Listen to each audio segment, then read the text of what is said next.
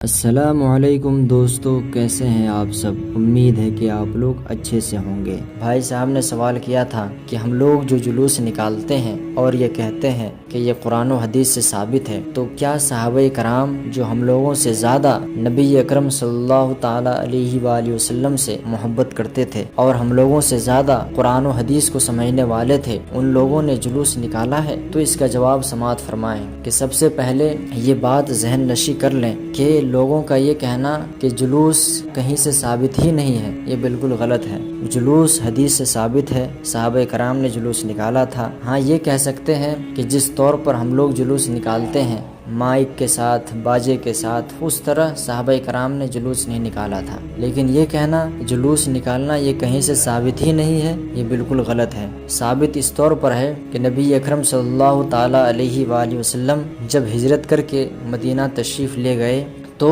بریدہ اسلمی، نام آپ نے سنا ہوگا، بریدہ اسلمی 70 لوگوں کے ساتھ وہاں پر ویٹ کر رہے تھے، انتظار کر رہے تھے نبی اکرم صلی اللہ علیہ وسلم کا۔ چونکہ بریدہ اسلمی نے اس وقت اسلام نہیں لایا تھا، مسلمان نہیں ہوئے تھے، تو وہ لوگ اس غرض سے، اس امید سے وہاں پر انتظار کر رہے تھے کہ جیسے ہی حضور آئیں گے ان کو پکڑ کر کے کفار قریش کے پاس لے جائیں گے، مکہ لے جائیں گے اور کفار قریش سے 100 اونٹ گفٹ کے طور پر لیں گے۔ تو جیسے ہی نبی اکرم صلی اللہ علیہ وسلم مدینہ تشریف لائے تو آپ نے جیسے ہی اپنی نگاہ نبوت بریدہ اسلمی پر ڈالی تو بریدہ اسلمی کے دل کی دنیا چینج ہو گئی، بدل گئی، اور بریدہ اسلمی نے کلمہ پڑھ لیا اور مسلمان ہو گئے، اور اس کے ساتھیوں نے بھی کلمہ پڑھا اور اسلام اور مسلمان ہو گئے۔ تو بریدہ اسلمی اپنی پگڑی کو نکال کر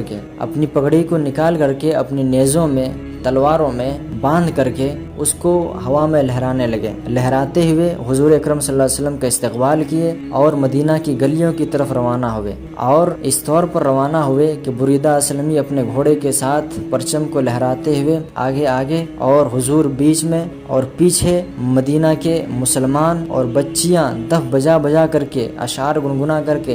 گنگناتی تھی کہ طلع البدر علینا من ثنیات الوداع وجب الشکر علینا ما دعا للہ داعی۔ بچیاں دف بجا کر کے حضور کا استقبال کر رہی تھی۔ تو اس طور پر جلوس کی طرح نکالتے ہوئے مدینہ کے گلیوں میں چلتے ہوئے حضرت ایوب انصاری کے گھر تک پہنچے۔ تو یہ جلوس ہی تو ہے، اور کس طرح جلوس نکالتے ہیں؟ ایسے ہی نہ جلوس نکالتے ہیں۔ تو پتہ چلا کہ جلوس نکالنا یہ بالکل حدیث سے ثابت ہے اور یہ کار خیر ہے، ثواب کا کام ہے۔ ہاں، یہ بول سکتے ہیں کہ ہم لوگ جس طور پر جلوس نکالتے ہیں، مائک کے ساتھ، باجے کے ساتھ، اور جس طور پر عید میلاد النبی مناتے ہیں، اس طور پر صحابہ نے نہیں منایا۔ تو ہم لوگ بھی کہتے ہیں کہ یہ بدعت ہے، لیکن کل بدعت ضلالہ کے تحت یہ نہیں ہے کہ ہر بدعت گمراہی ہے، بلکہ یہ بدعت ہے لیکن بدعت حسنہ ہے، یعنی یہ قرآن و حدیث کے موافق ہے، بدعت سیئہ نہیں ہے کہ جو قرآن و حدیث کے مخالف ہو، قرآن و حدیث کے خلاف ہو۔ لہٰذا پتہ چلا کہ جلوس نکالنا یہ حدیث سے ثابت ہے، اسی لیے کہ